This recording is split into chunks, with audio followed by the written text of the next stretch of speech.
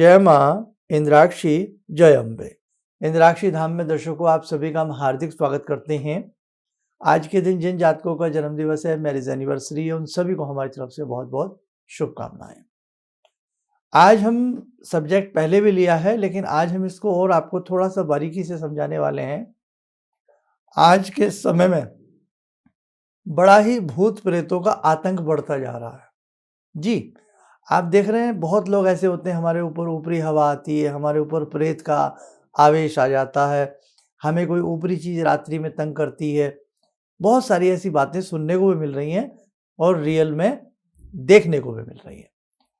तो जो इस प्रकार की पीड़ा से पीड़ित हैं, अब यहाँ हमारे नए दर्शक, पुराने दर्शक सभी एक चीज़ को ज़रूर समझें। कई बार हम डिप्रेशन का भी शिकार होते हैं। हमारा माइंड प्रॉपर वे में काम नहीं करता, डिप्रेशन हमें होता है, डिप्रेस होते हैं, तो भी हमें ये लगता है कि कहीं कोई ऊपरी चीज़ हमारे ऊपर तो नहीं है, ऐसा तो नहीं है, वैसा तो नहीं है। नकारात्मक सोच भी कई बार इन चीज़ों को जगह दे देती है। बातें दोनों ही हैं। इन चीज़ों में अंधविश्वास भी बहुत ज़्यादा होता है और कहीं ना कहीं विश्वास भी है। लेकिन जहाँ रियल में कोई इस प्रकार की बाधा से पीड़ित है, वो क्या करे, आज हम उस पर बात करने वाले हैं। पहले आज का पंचांग बता दें। 28 नवंबर सन 2023, दिन मंगलवार, संवत 2080, मार्गशीर्ष, इसको अगहन भी कहते हैं, कृष्ण पक्ष, तिथि प्रतिपदा। आज से हिंदी का नया महीना प्रारंभ हो चुका है। नक्षत्र रोहिणी, राहु काल 3 से 4:30, दिशा सूर्य उत्तर दिशा। पूर्णिमा थी, बहुत अच्छे से सबने पूर्णिमा का स्नान या पूजन पाठ सबने किया होगा।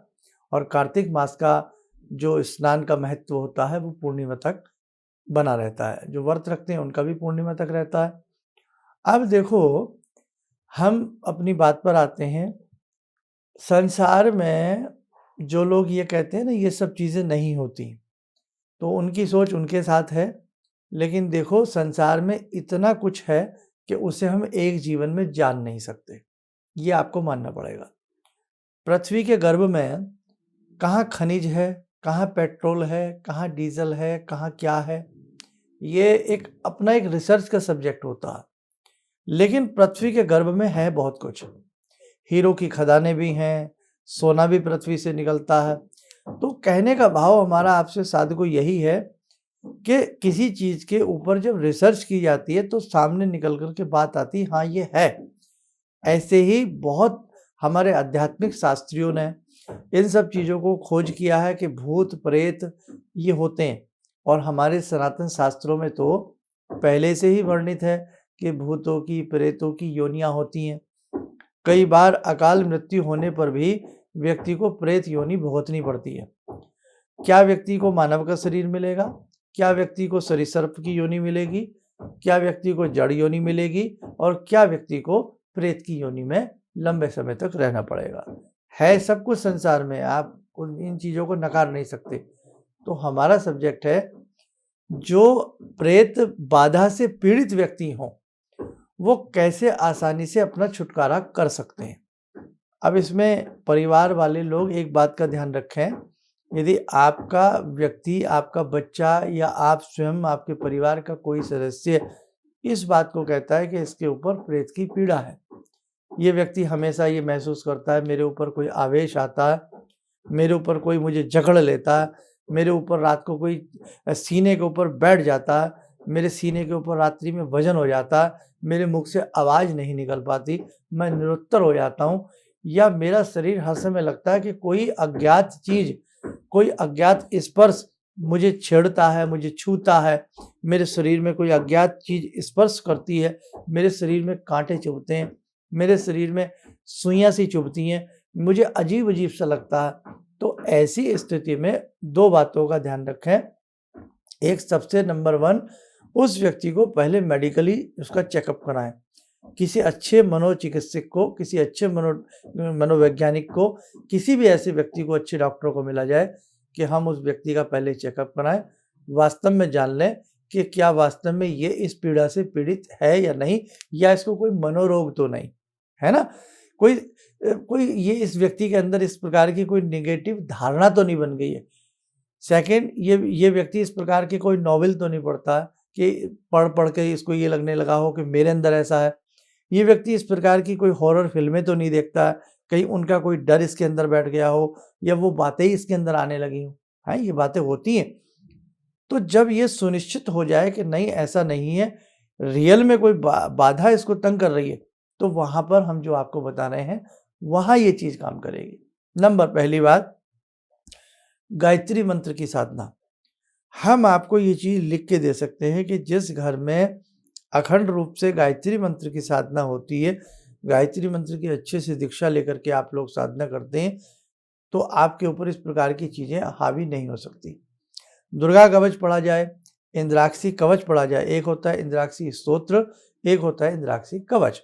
यदि आप इंद्राक्षी कवच पढ़ते हैं तो भी आपके ऊपर इस प्रकार की चीज़ों का हमला हो ही नहीं सकता। अब मैं आपको 2-3 चीज़ें नोट करा रहा हूँ, आप नोट करें। ऐसे व्यक्ति के नाम से या तो वो स्वयं करे, लेकिन कई बार वो व्यक्ति जब स्वयं पूजा करने बैठता है, कोई चीज़ों से झंझोड़ती है।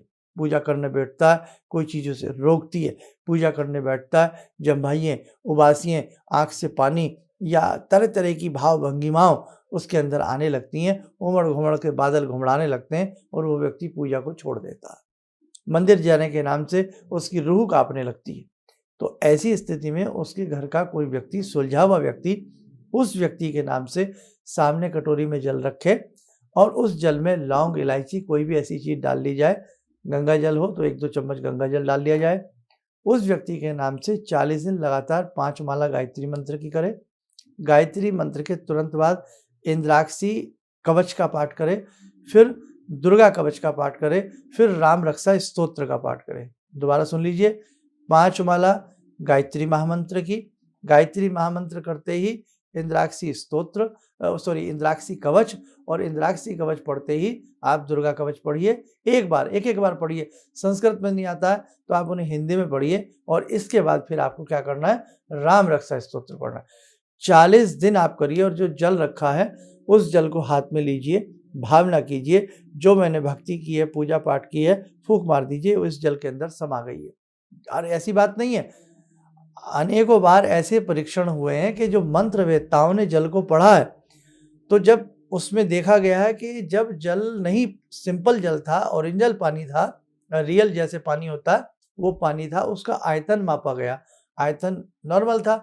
लेकिन जब कोई मंत्र पढ़ के या कोई मंत्र उसमें पूरित करके उसके आयतन को देखा तो उसका आयतन घन बढ़ा हुआ महसूस होता है। तो कई बार साइंस भी चक्कर में आ जाती है, सब क्या है, ये सब चीज़ें कैसे हैं। तो मंत्र का आयतन, जब पानी के ऊपर मंत्र को पढ़ा जाता है, फूंका जाता है, तो उस जल के अंदर एक अलग प्रभाव आ जाता है। ठीक है, तो अब आपको क्या करना है, आपने उस कटोरी वाले जल में ऐसी ही भावना करके फूंक मार देनी है और बाद में वही जल उस मरीज को, उस रोगी को, उस पीड़ित को पिलाइएगा। उसे बहुत अच्छा आराम ना मिले तब आप बताइएगा। ठीक है, लेकिन शुद्ध मन से, शुद्ध तन से आपने ये सारी पूजा पाठ उसके नाम से 40 दिन लगातार करनी है।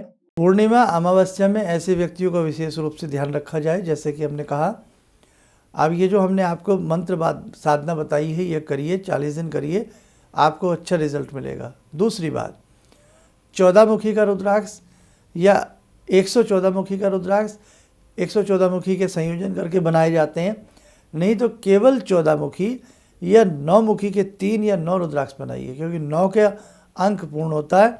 9 के रुद्राक्ष में एक अद्भुत पावर होती है। या 14 मुखी, थोड़ा सा महंगा जरूर आता है 14 मुखी, लेकिन 14 मुखी में हनुमान जी का वास होता है। तो ऐसे व्यक्ति को 14 मुखी रुद्राक्ष भी पहनाना चाहिए और ऐसे व्यक्ति को समय समय पर मंदिर ले जाना चाहिए। ऐसे व्यक्ति को यज्ञ में बैठा करके उससे विशेष मंत्रों का यज्ञ कराना चाहिए, उससे बहुत अच्छा लाभ मिलता है। और तीसरी बात, जहाँ जहाँ हमारे आयोजन होते हैं, जैसे हम दुर्गा अभिषेक कराते हैं, रुद्र अभिषेक कराते हैं, अभी जैसे हमने जयपुर में पीछे रुद्राभिषेक हुए, आगामी समय में काफ़ी स्थानों पर रुद्राभिषेक होने वाले हैं। ऐसे व्यक्ति को वहाँ का जल, जो रुद्राभिषेक का जल होता है, वो शीशी में भर के ले जाइए, थोड़ा पिला भी सकते हैं, छींटा मारिए, निश्चित वो बच्चे, वो व्यक्ति जिसको भी ऐसी समस्याएं होती हैं वो ठीक हो जाते हैं। आइए साधकों, समय हो चला आज की ध्यान साधना का। आज की ध्यान साधना में जोड़ते हैं बाबा हनुमान जी से। ॐ अतुलितबलधामं हेमशैलावदेयं धनुजवन कृशानु ज्ञानिनामग्रगण्यं सकलगुणनिधानं वानराणामधीशं रघुपतिप्रियभक्तं वातजातं नमामि। मनोजवं मारुततुल्यवेगं जितेन्द्रियं बुद्धिमतां वरिष्ठं वातात्मजं वानरयूथमुख्यं श्रीरामदूतं शरणं प्रपद्ये। श्रीरामदूतं शरणं प्रपद्ये।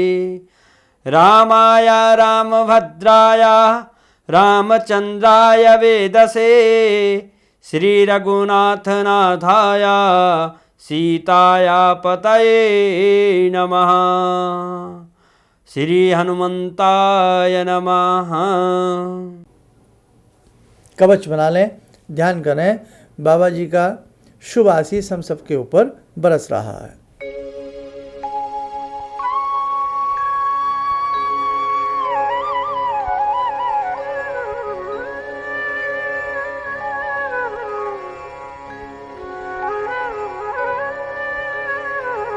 ओम बोलते हुए नेत्र खोलें, सामान्य हो जाए। कहने का भाव, ऐसे व्यक्ति का जितना धार्मिक परिवेश आप बनाएंगे उस व्यक्ति को बहुत जल्द आराम मिलेगा। और मेरी आपसे प्रार्थना है, कहीं पर भी ऐसे व्यक्ति को ना लेकर के जाएं जहां उसकी शरीर के ऊपर बहुत लोग अग्नि का प्रयास करते हैं लगाने का, बहुत लोग उसको पीटते हैं, बाल पकड़ लेते हैं, छड़ी मारते हैं। तो ऐसे स्थान से बचाने का प्रयास करें, क्योंकि देखो शरीर में ही वो चोटें लगती हैं। तो बाकी भगवान की प्रार्थना से ऐसे व्यक्ति को 100% ठीक किया जा सकता है।